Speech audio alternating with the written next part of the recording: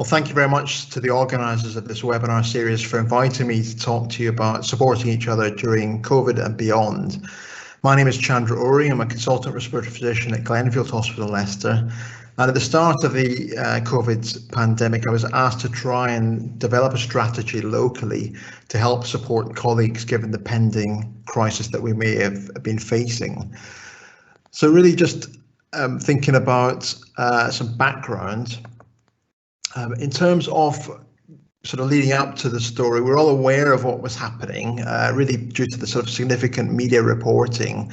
And certainly in the Midlands, we could see what was coming from reports in Italy, but also London. And really what we wanted to do was try and develop something locally for our team to try and help support colleagues during this potential crisis. And for those of you who aren't aware of our trust in Leicester, it's a very large cross-trust organisation. And the respiratory team is based at Glenfield, and we really wanted to just try and develop something more personal for our own department and team. So clearly we needed a strategy to do that.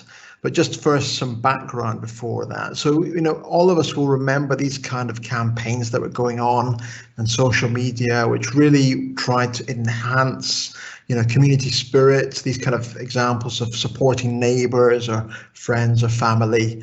And really, we wanted to sort of build on that ethos, which was really sort of developing in the community and on social media platforms.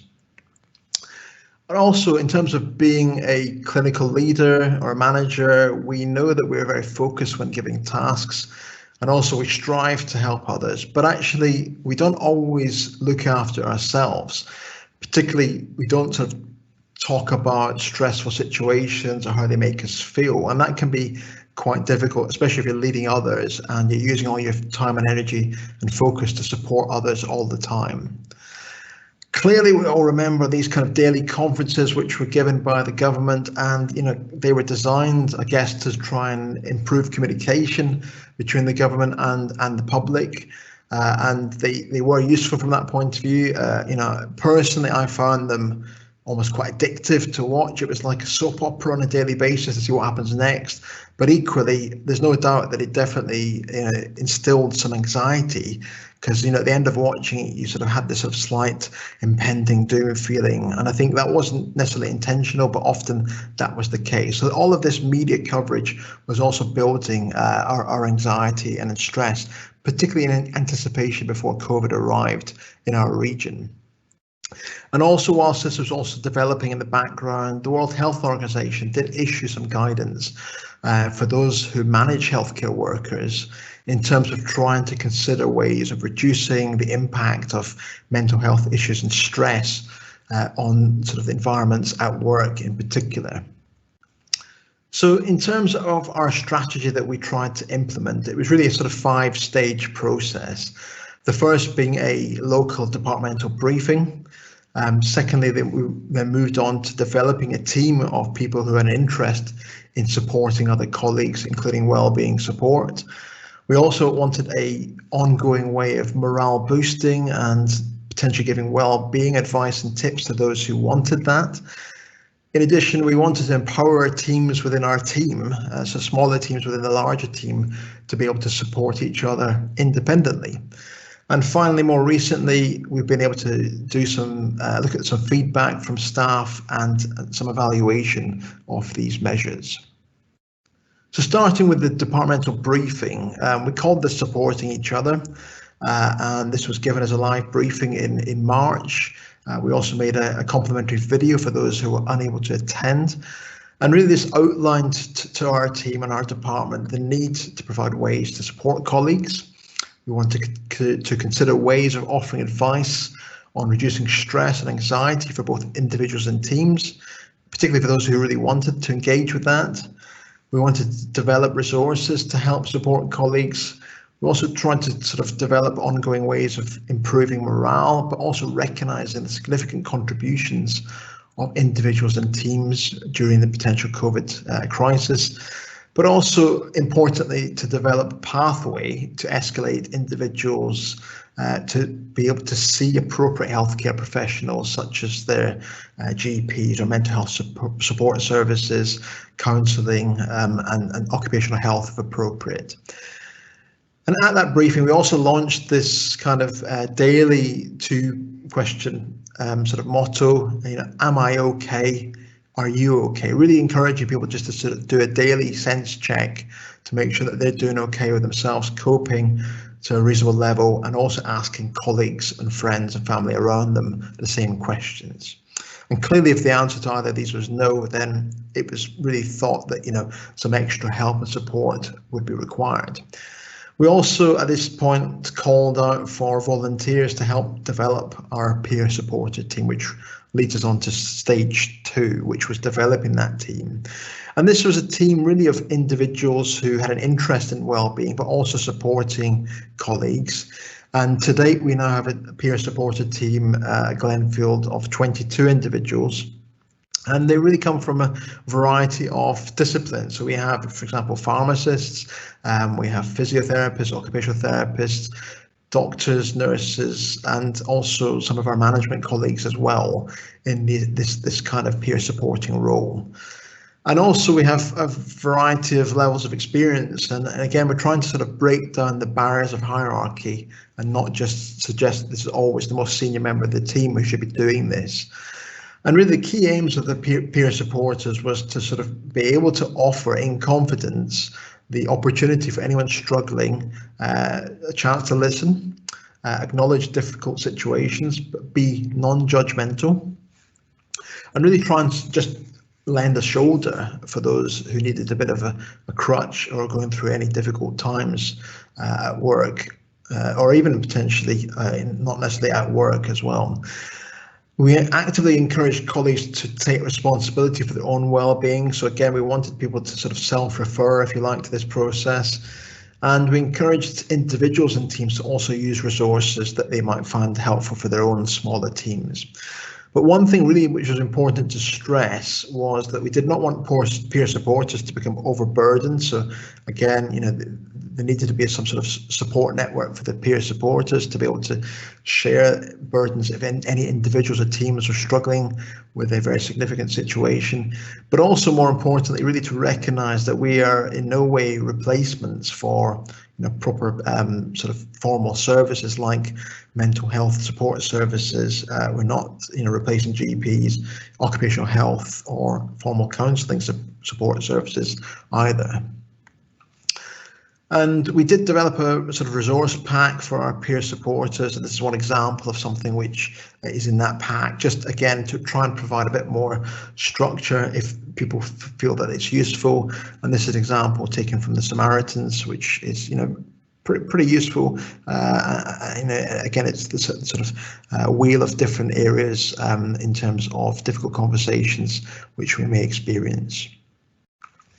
In addition, there have been some useful reports recently. This is one from the BMJ, which was forwarded to me by one of my psychiatry colleagues, who is also very helpful in supporting this process.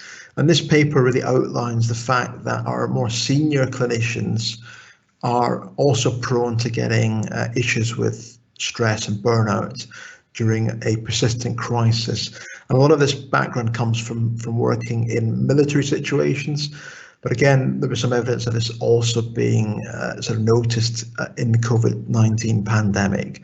So therefore, senior team leaders will be, using a lot of the time and energy to support others within their teams. It's really important that we also make sure that these more senior members, are also well supported, particularly during this ongoing stressful instance. So then we also wanted to sort of have an ongoing way of morale boosting, but also potentially offering well-being advice and tips. And we found that the best way of delivering this was a weekly e-bulletin. And this is an example of the kind of thing that we'll be using locally within our team. And it really just sort of shows you a mixture of different components. So one being an area called Inspirations of the Week, which is again really just acknowledging the massive contributions of some of our colleagues, no matter how big or small. If it made a difference to others, then we wanted to sort of show some gratitude and recognition of that. We had other ideas of well-being tips, and potentially in other e-bulletins we also shared links to videos apps online and other resources which we thought may be useful for our team and staff and colleagues. In addition, we had an ongoing list of our supportive, our peer supporters, or otherwise known as the mentorship and support group, on this list. Again, making it really easy and accessible for people to approach us if they felt they needed to do so. So as the sort of government briefings unfolded further, again, there was occasionally some positive messages in mixture with all the sort of kind of gloomy messages, but particularly from our medical colleagues like the CMO, they tried to put some positive aspects on that. You could see that they were consciously trying to help. But really, we found that the important thing was to make sure that we were reminding our own team of the massive positives that we were really seeing and embracing during the COVID-19 situation. So despite significant adversity, it really felt like things had changed, and a lot of things for the better. For example, teamwork and collaboration was really improved, and personally I think it's been the best it's been for some long time, and there's a real sense of togetherness now, which I don't think we had prior to the pandemic.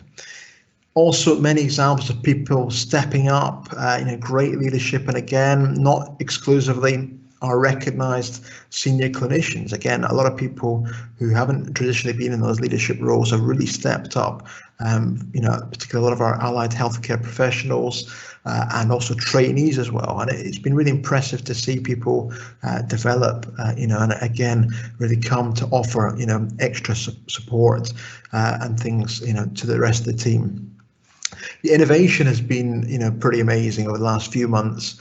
So, quite a few examples of this. For example, something called Spaces, which was a local initiative developed by my colleague Professor Bennett, which is now being published nationally, which is really a method of trying to reduce staff exposure. So it's shared patient assessments, really to try and minimise exposure to staff in COVID-19 inpatient environments. And also, we're all aware of the use of virtual clinics. We're all doing these now, and clearly, a lot of our patients actually find this, a better way going forwards for them than having a lot of face-to-face visits. So we've got to embrace these positive opportunities. And again, these are the kind of messages we're trying to share with our team on a regular basis. In addition, clinical research opportunities, and we all know the massive impact that the Leicester team across our trust and university has had, and really been at the forefront of COVID research, in the last few months. And again, we must, again, continue to emphasise the great efforts that people have really gone to sort of try and embrace that. And of course, there's lots of out of work bonding. So clearly, we're not allowed to sort of meet each other, but again, virtual events happening more frequently than I remember before. And I think certainly there's a better team spirit and team bonding out of work, not just in work as well. And I also always try and encourage our team to remember, why we come to work. And this is one of the things which we also consistently sort of reinforced. And, these are sort of positive messages that we have received, really trying to encourage us to keep going, really showing that the public wants us to succeed. They want us to sort of, try and come through this pandemic relatively unscathed as possible. And again, it's really important to keep remembering that. And again, like we've said, I'd mentioned before with the e-bulletin, we had this concept of inspiration of the week, which soon morphed into multiple inspirations of the week because we had so many. But I think this is one thing which the whole team has really enjoyed and embraced and thought has been very worthwhile. So think about empowering teams to support each other. Now, the key here really is that clearly we were doing this whole project because we wanted to provide something for our team within the department of respiratory medicine. But actually, if you're not aware, we're one of the biggest respiratory departments in the whole of Europe. We have a respiratory bed base of 129 patient beds. And we have, clearly a number of clinical areas, different wards, and a huge number of subspecialty MDTs within that. So we wanted to make sure that each of those individual teams was also thinking about ways of looking after its own individual members within its own teams. And there was two sort of strategies to try and achieve that. One was thinking about models of debriefing, and again, different teams have tried different models. For example, different frequencies of debriefing meetings, or informal versus formal meetings. And secondly, we wanted each team to be able to develop its own ways of improving well-being at work. And there's different examples of this, which again, you will all have been also aware of this, having worked, many of you, in COVID sort of positive wards. But examples include things like the Novid spaces, areas where you can get some rest away from the wards, where there's no sort of COVID chat allowed, those kind of ideas.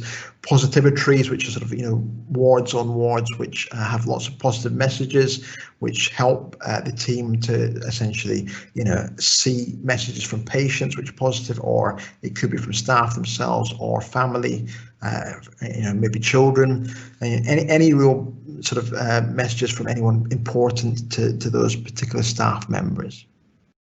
And then looking at feedback and evaluation of all this work, we have recently received 39 surveys back from members of our team, and really for the majority of the things I've talked about, there was really a feeling of positivity, that things had helped, particularly the e-bulletins, the inspirations of the week, and the debriefing sessions.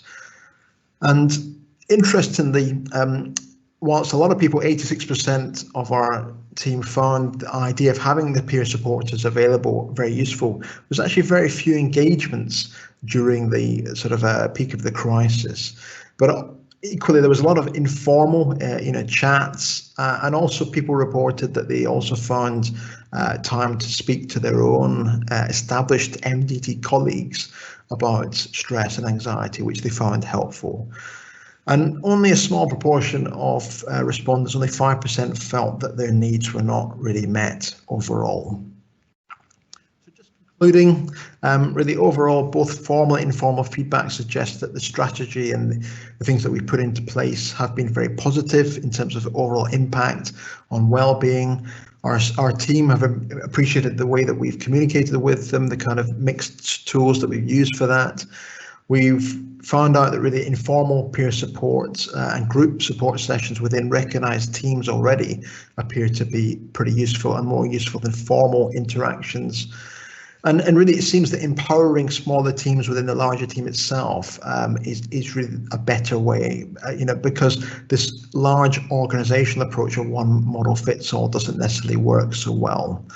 And clearly, we must remember that there are differences in the needs of individuals, and clearly a small proportion felt that the mechanisms could have been better for them. So just finishing off with a couple of slides on resources. This is a fairly recent publication from the King's Fund, which is a useful document, and it really sort of summarises some of the things that can be put into place to try and reduce stress experienced by hospital staff working in a crisis, and in this case, again, in the COVID-19 pandemic. And again, this is a useful sort of model, which was initially pioneered in a military situation, but has been tested and tried in healthcare settings. And it just really summarises a lot of the things that I've talked about already. And I think, I've come across this fairly recently. I wasn't actually consciously trying to follow this model, but again, it's a very useful reference point if thinking about coping with future crises or other major incidents. So just reminding ourselves these questions which we like to promote now within our trust, and again, just encourage staff to think about it. Those two simple daily questions. So I'll just finish off by thanking really the whole respiratory team at Glenfield, and in particular, going to mention Sarah Diver, who's one of our academic research fellows, who's been doing a lot of work, particularly putting the regular weekly e-bulletins together. And also Nicola Bucari is one of our psychology colleagues, who's provided quite a lot of input in terms of formal pathways and escalation for those colleagues requiring that. So thank you very much for watching. I really appreciate your time. If you'd like to contact me, if you have any questions, then here's my email address. And if you're on Twitter, give me a follow and I'll follow you back. Thank you.